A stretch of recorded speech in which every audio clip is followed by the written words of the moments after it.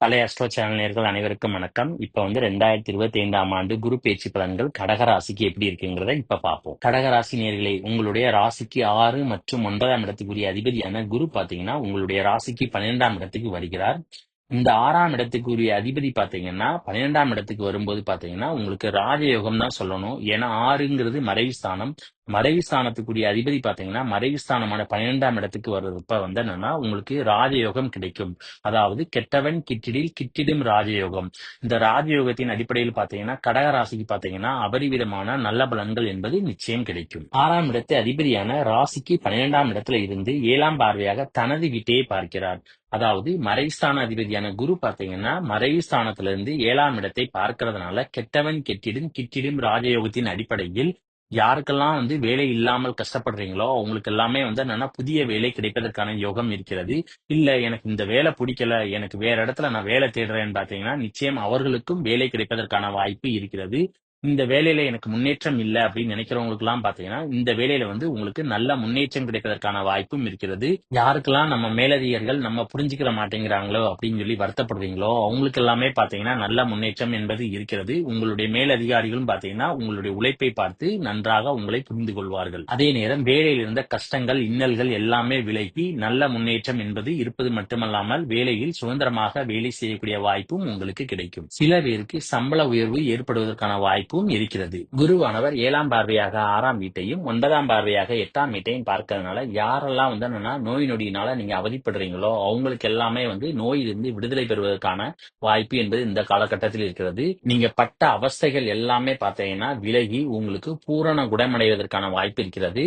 இந்த நோய் நொடி நீங்குவதற்காக நீங்கள் கடன் வாங்குவதற்கான சூழல் என்பது உங்களுக்கு ஏற்படலாம். இதன் மூலம் உங்களுக்கு விரைய செலவுகள் ஏற்படுவதற்கான வாய்ப்பு அமைகிறது. அதோட இந்த சுப கடன் என்பது நிச்சயம் உங்களுக்கு அமைவதற்கான வாய்ப்பு இருக்கிறது. குருவினுடைய பார்வையானது 8ஆம் வீட்டுல விழுகிறதுனால யாருக்கு கோர்ட்ல கேஸ் இந்த மாதிரி போகுதோ வம்பு வழக்குகள் எதுவும் இருந்திருந்தா நிச்சயம் அதிலிருந்து உங்களுக்கு சாதகமான தீர்ப்புகள் வருவதற்கான வாய்ப்பு இருக்கிறது. இதன் மூலம் உங்களுக்கு வெற்றி என்பது உறுதி. குருவினுடைய 5ஆம் பார்வையானது உங்களுடைய ராசிக்கு 4ஆம் வீட்டுல விழுவதனால உங்களுடைய உடல் ஆரோக்கியத்திலும் நல்ல முன்னேற்றம் ஏற்படும். தாயாரினுடைய உடல் ஆரோக்கியத்திலும் நல்ல முன்னேற்றம் என்பது இருக்கும். உயர்கல்வி படிக்கிற மாணவ மாணவிகளுடைய படிப்பு பாத்தீங்கன்னா நன்றாக இருக்கும், நன்றாக படிப்பார்கள். இந்த காலகட்டத்துல ஏதாவது காம்படிஷன் எக்ஸாம் நீங்க எழுதியிருந்தீங்கன்னா நிச்சயம் அதில் வெற்றி பெறுவதற்கான வாய்ப்பு உங்களுக்கு உறுதி. சில பேருக்கு சொத்து சேர்க்கை ஏற்படுவதற்கான யோகம் இருக்கிறது. வண்டி வாகனங்கள் வாங்குவதன் மூலம் உங்களுக்கு விரைய செலவுகள் இந்த காலகட்டத்தில் ஏற்படலாம். அதே நேரம் அந்த வண்டி வாகனத்தின் மூலம் உங்களுக்கு லாபங்கள் என்பது கிடைக்கும். குருவானவர் 5ஆம் பார்வையாக 4ஆம் இடத்தை பார்க்கறதுனால புதையலுக்கு சமமான யோகம் என்பது இந்த காலகட்டத்தில் உங்களுக்கு இருக்கிறது. இந்த புதையல் யோகத்தின் மூலம் உங்களுக்கு வருமானங்கள் பெருகுவதற்கான வாய்ப்பு இருக்கிறது. உங்களுடைய வீட்டுல பாத்தீங்கன்னா சுப நிகழ்ச்சிகள் நடைபெறுவதற்கான வாய்ப்பு இருக்கிறது.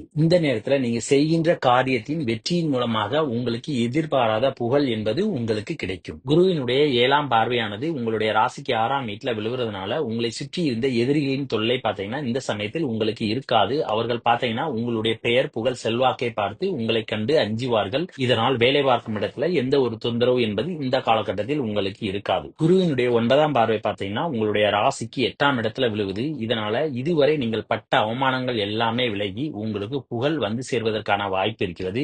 யாரெல்லாம் உங்களை அவமானப்படுத்தினாங்களோ அவங்க எல்லாமே திரும்பி உங்ககிட்ட பேசுவதற்கான வாய்ப்பு அமையும். உங்களுடைய வரவுக்கு மீறிய செலவுகள் பாத்தீங்கன்னா கட்டுக்குள் வரும். அப்புறம் இந்த மிதுன ராசியில் இருக்கிற குரு பாத்தீங்கன்னா 18/10/2025 அன்று கடக ராசிக்கு பாத்தீங்கன்னா அதிசாரமாக இடப்பெயர்ச்சியாகி வருகிறார். இந்த கடக ராசியில் இருக்கக்கூடிய அதிசார குருவானவர் பாத்தீங்கன்னா 18/10/2025 இருந்து 10/11/2025 வரைக்கும் பாத்தீங்கன்னா தனது பார்வையின் மூலமாக நல்ல பலன்களை கடகராசிக்கு வாரி வழங்குவார். இந்த கடகராசியில் இருக்கக்கூடிய குருவானவர் பாத்தீங்கன்னா 5ஆம் பார்வையாக 5ஆம் வீட்டை பார்க்கறதுனால காதலிக்கிற கடகராசினியர்களுக்கு பாத்தீங்கன்னா காதல்ல ஒற்றுமை என்பது ஒருவருக்கொருவர் இருக்கும். அதே நேரம் உங்களுடைய காதல் பாத்தீங்கன்னா சக்சஸ் ஆவதற்கான வாய்ப்பு நிறைய இருக்கிறது. பிள்ளைகளுடைய வளர்ச்சியில பாத்தீங்கன்னா நல்ல முன்னேற்றம் என்பது இருக்கு.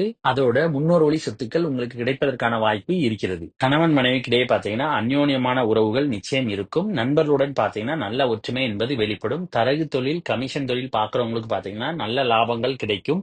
கூட்டு தொழில் செய்யணும்னு நினைக்கிறவங்க இந்த காலகட்டத்துல கூட்டு தொழிலில் ஈடுபடலாம். அதன் மூலமாக உங்களுக்கு லாபங்கள் கிடைப்பதற்கான வாய்ப்பு இருக்கிறது.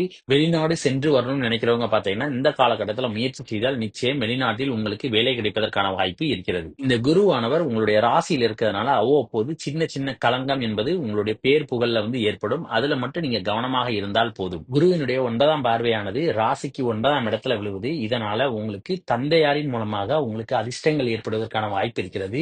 இந்த சமயத்துல உங்களுடைய அதிர்ஷ்டத்தின் மூலமாக உங்களுக்கு வருமானங்கள் என்பது நிச்சயம் வரும். தந்தையாரினுடைய சொத்துக்கள் உங்களுக்கு வருவதற்கான வாய்ப்பு இருக்கிறது. உங்களுக்கும் தந்தையாருக்கும் பாத்தீங்கன்னா உறவுல நல்ல ஒற்றுமை என்பது மேம்படும்.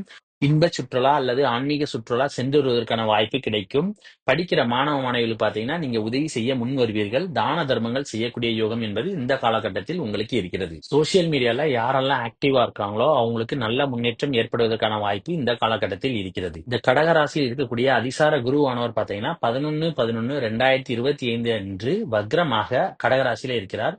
இந்த கடகராசியில் இருக்கக்கூடிய வக்ர குரு பாத்தீங்கன்னா 4/12/2025 வரைக்கும் கடகராசியில் வக்ரமாக இருந்து வக்ர பலன்களை பாத்தீங்கன்னா கடகராசிக்கு வாரி வழங்குகிறார். இந்த சமயத்துல பாத்தீங்கன்னா காதலர்களுடைய பாத்தீங்கன்னா சண்டை சச்சரவுகள் என்பது வந்து போகும். ஆகையால் ஒருவருக்கொருவர் விட்டு கொடுத்து செல்ல வேண்டும். பிள்ளைகளுடைய வளர்ப்புல அக்கறை காட்ட வேண்டும். அதே நேரம் கணவன் மனைவிக்கிடையே பாத்தீங்கன்னா சண்டை சச்சரவுகள் என்பது எட்டி பார்த்து செல்லும். உங்களுக்கும் தந்தைக்குமான உறவுல பாத்தீங்கன்னா மனஸ்தாபங்கள் வந்து போவதற்கான வாய்ப்பு இருக்கிறது. தந்தை வழி சொத்துக்கள்ல பாத்தீங்கன்னா செலவீனங்கள் ஏற்படுவதற்கான வாய்ப்பு இருக்கிறது. எந்த ஒரு அதிர்ஷ்டத்தை நம்பி இந்த காலகட்டத்தில் நீங்கள் இறங்கக்கூடாது. கூட்டு தொழில், தரகு தொழில், கமிஷன் தொழில், அதே மாதிரி ஜவுளி கடை, இந்த தொழில் பாக்குறவங்க பாத்தீங்கன்னா இந்த காலகட்டத்தில் எதிர்பார்த்த லாபங்கள் கிடைப்பது கடினம். நண்பர்கள் மற்றும் மனைவியுடன் அனுசரித்து செல்வது நல்லது. இந்த கடகராசியில் இருக்கக்கூடிய அதிசார வக்ர குருவானவர் 5/12/2025 அன்று பின்னோக்கி நகர்ந்து சென்று மிதுன ராசியில் பாத்தீங்கன்னா வக்ரமாக இருக்கிறார். இந்த மிதுன ராசியில் இருக்கக்கூடிய வக்ர குரு பாத்தீங்கன்னா 10/3/2026 வரைக்கும் பாத்தீங்கன்னா வக்ரமாக இருந்து கடகராசிக்கு பாத்தீங்கன்னா வக்ர பலன்களை வாரி வழங்குகிறார். இந்த காலகட்டத்துல வேலை பார்க்கும் இடத்துல என்னன்னா நீங்க அனுசரித்து செல்ல வேண்டும். இல்லை என்றால் உங்களுக்கு மேலதிகாரிக்கும் பாத்தீங்கன்னா மனக்கசப்புகள் என்பது வந்து போகும்.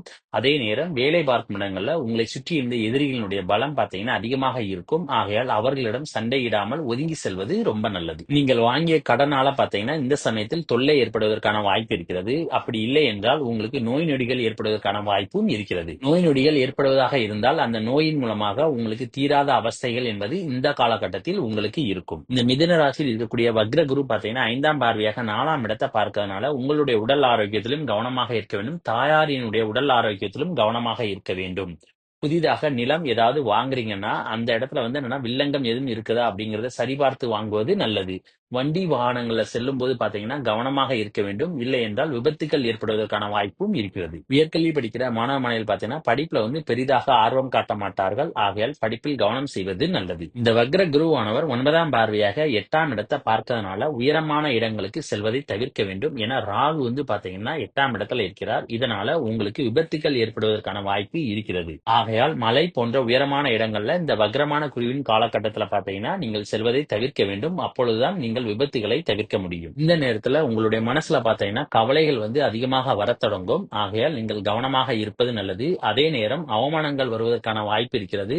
ஆகையால் நீங்க செய்கின்ற செயல்கள்ல இந்த காலகட்டத்தில் கவனமாக இருந்தால் அவமானங்களை தவிர்க்கலாம். வரவை காட்டிலும் செலவுகள் பாத்தீங்கன்னா அதிகரிப்பதற்கான வாய்ப்பு இருக்கிறது. இந்த வக்ர குரு 12ஆம் இடத்துல இருக்கிறதுனால உங்களுடைய உறக்கம் கெடுவதற்கான வாய்ப்பு இருக்கிறது.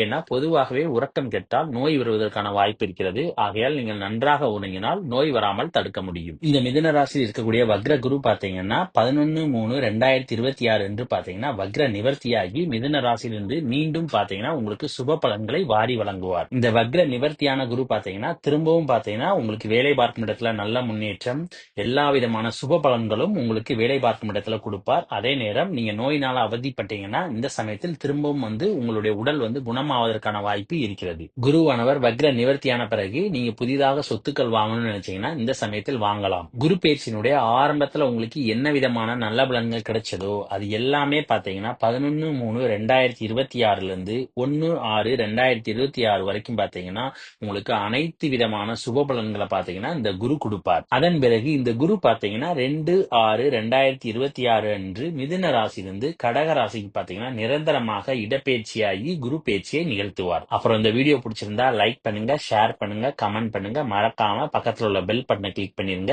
தேங்க்யூ.